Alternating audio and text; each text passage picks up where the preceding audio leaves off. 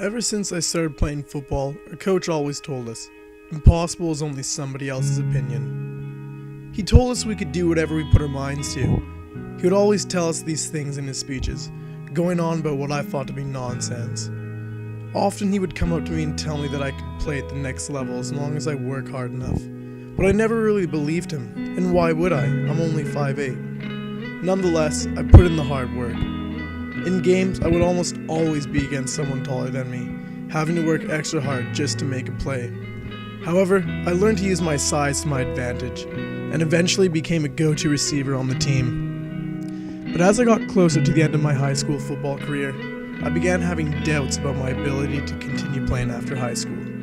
Sure, I put in so much time and effort, but there are some things I just can't change. Also, it was hard to see where I stood against other players in the province since our team only played against a few smaller teams. When I was given the opportunity to potentially play football for the last time, of course I took it. I decided to go to a week-long football camp called the Senior Bowl, but I didn't know how I would do at the Senior Bowl. Playing against other top high school players in the province, I was scared and nervous. I also had a feeling that I was going to be overlooked because of my size. So I told myself I would go to the camp for at least the experience. At the camp, there were at least 70 other grade 12s, and out of all the receivers, I was by far the shortest and smallest.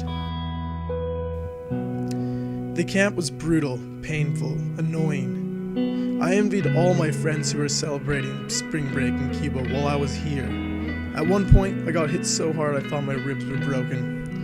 But while I was there, I might as well do my best, learn, and at least enjoy the rare opportunity. Some people treated me differently, I could tell. I still remember one time in a scrimmage after I made a catch, one of the other receivers joked facetiously by calling me the magical midget. After this, I was fully set on making a point, to myself and everyone else. I wanted to prove that size is irrelevant. And so for the rest of the camp and final game, I worked my ass off. After the camp, I realized that size is not as much a factor as perseverance, dedication, and hard work. Sure, sometimes I resent the sport and wonder why I invest so much time and effort. But unlike many things, football is not immediately rewarding, it's a process. It's one of those things that reward you afterwards for all the effort and hard work put in.